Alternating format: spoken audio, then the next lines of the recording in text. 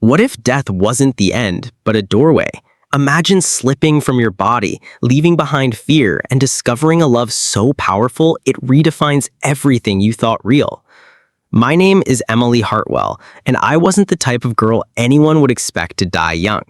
I was 16, bright, restless, caught between volleyball practice, late-night study sessions, and the ordinary whirlwinds of teenage life. My world was loud, colorful, and predictable. I had crushes, insecurities, dreams of college, and a messy bedroom that constantly smelled of vanilla body spray. But on a clear spring afternoon, all of that came crashing to a halt when my life ended, at least for a few minutes. The day had started just like any other. School dragged, as always, and I spent half of biology class doodling hearts in the margins of my notebook. My best friend, Clara, teased me about a boy I secretly liked, and we laughed in the hallways, oblivious to what fate was already setting in motion. By the time I walked home, backpack bouncing against my shoulder, I had no idea that within hours, my heart would stop beating. It happened suddenly. One moment, I was texting Clara, lying across my bed with music blasting through my earbuds. The next, a sharp pain shot through my chest, and everything inside me went cold. I remember gasping, my phone slipping from my hand, the screen shattering against the hardwood floor. My vision blurred, and I felt myself slipping under, as if I were drowning in a sea of shadows. I thought it would be terrifying, but instead, there was silence. My breathing stopped. My pulse disappeared. For a few seconds, or maybe longer, I wasn't in my body anymore. I was standing above it. The sight was surreal. My own body lay still on the bed, a pale figure tangled in the sheets, the earbuds still buzzing faint music. The screen flickered, broken but glowing faintly. I should have panicked. I should have screamed. But instead, a strange calm washed over me, like the air itself was whispering that I was safe. That's when the light came. At first, it was just a shimmer at the edge of the room. Soft, golden, almost like sunlight sneaking through the blinds. But it grew, brighter and warmer, until the walls disappeared and I was standing in an endless expanse of radiance. The pain in my chest was gone. Fear was gone. All that remained was peace, thicker and deeper than anything I had ever felt. I felt love.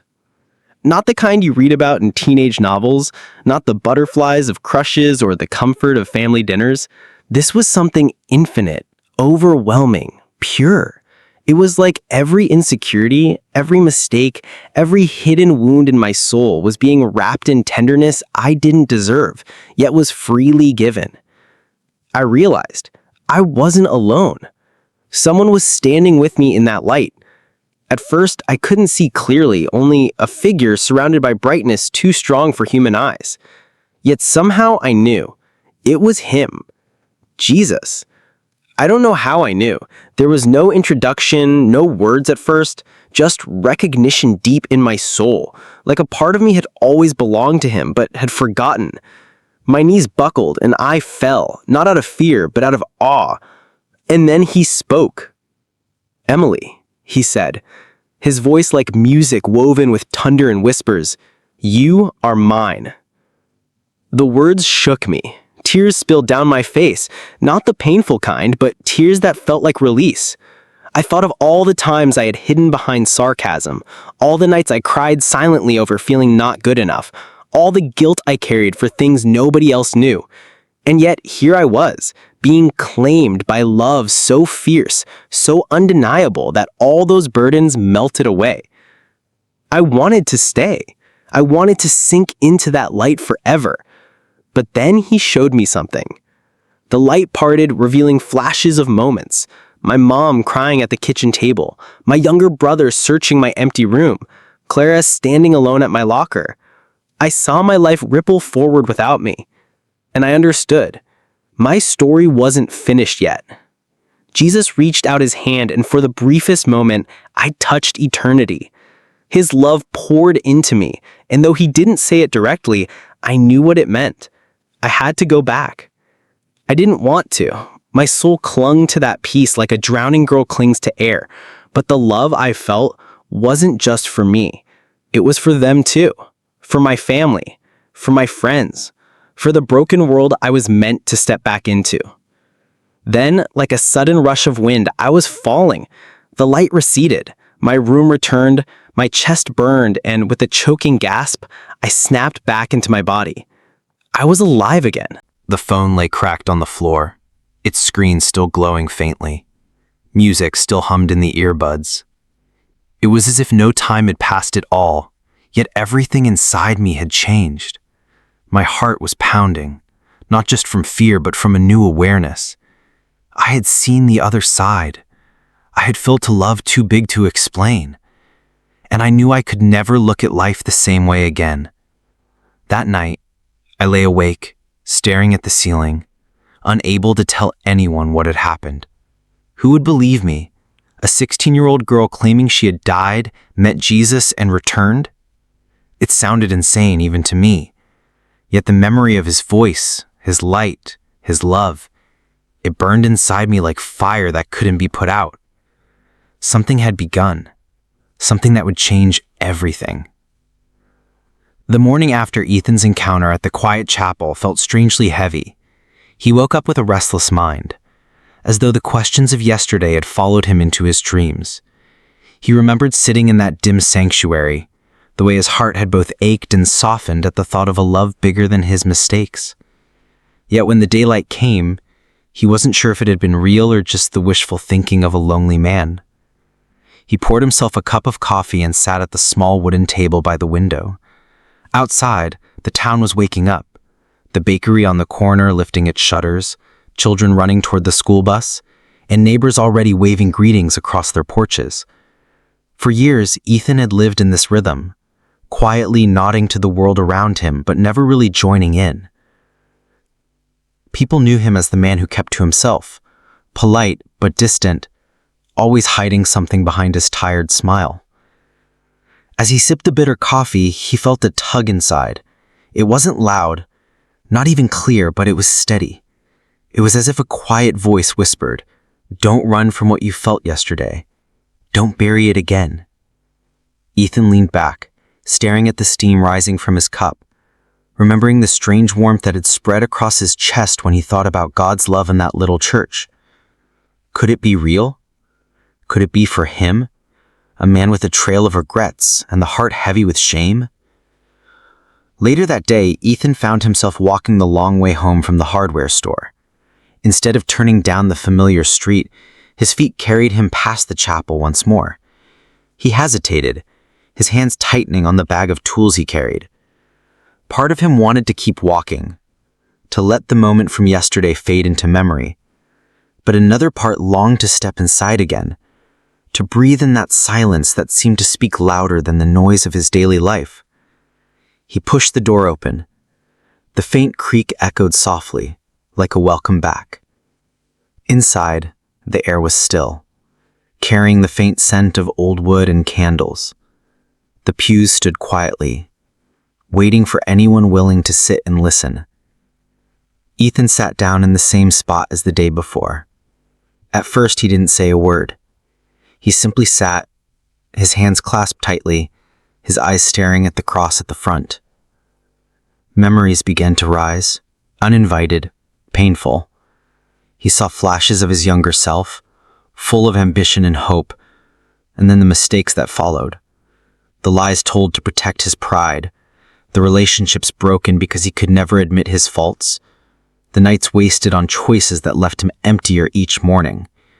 His chest tightened. He lowered his head into his hands and let out a heavy sigh. For the first time in years, tears came.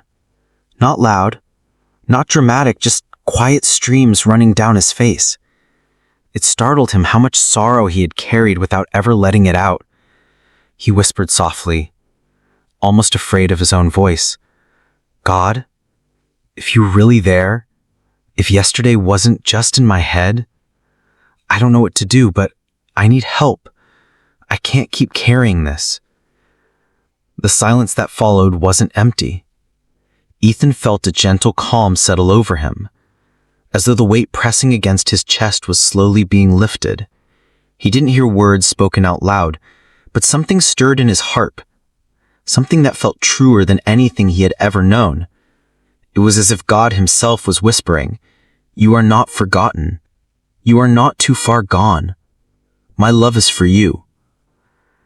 Ethan sat there for a long time, letting those thoughts wash over him. He couldn't explain it. He couldn't prove it. But deep down he knew something had shifted. For the first time in years, he didn't feel completely alone. And that realization changed everything. It began with silence, not the kind that presses down heavy and suffocates, but a silence that seemed to hum beneath the noise of life. Matthew noticed it first, while sitting on his porch one warm Tennessee evening. The cicadas sang, the air smelled of fresh-cut grass, yet inside, a gentle stirring made him pause. It wasn't dramatic, not thunder from the sky or visions in the night. It was subtle, like a whisper brushing against the soul. He thought of Emily, the way she had looked at him lately, her eyes both hopeful and uncertain. She had been reading scripture with their children before bedtime, her voice soft but steady, almost as if she was searching for her own strength while planting seeds in them. Matthew admired her faith, though he didn't always share it. Yet something inside told him maybe he should try. Meanwhile, Emily was feeling her own shift. One morning, as sunlight poured through the kitchen window, she lingered with her Bible open, her coffee growing cold. The words from John, "Abide in me and I in you," clung to her like dew on grass. She realized she had been rushing through life, pouring herself out for everyone else, but rarely resting in Jesus' love. That whisper Matthew felt, she felt it too, tugging at her heart with tenderness. The children noticed changes as well. Sarah began praying quietly at night, not because her mother asked, but because she wanted to. Daniel, who often carried anger from being teased at school, softened after hearing his mother talk about forgiveness. It was as though invisible threads of love were weaving through the family, binding them closer, preparing them for something greater. Yet with every stirring comes resistance. Matthew feared what surrender might cost him, his comfort, his pride, his carefully built walls. Emily wrestled with doubts, wondering if she was strong enough to lead her family deeper into faith. The children, still young, carried their own uncertainties. And so the stirring grew, quiet but undeniable, gentle yet persistent. It wasn't finished with them. It was only beginning to unfold, guiding their steps toward a choice that would shape not just their days, but their destinies. As their hearts tremble with the choice before them, you realize it's not just their story, it's yours too. Every whisper, every prayer, every act of love can change the course of a life, a family, a nation. Don't let this moment pass. Witness the unfolding truth, be inspired, and step into hope with them. Subscribe now to our channel and join us on this journey where faith, courage, and love transform ordinary lives into extraordinary miracles.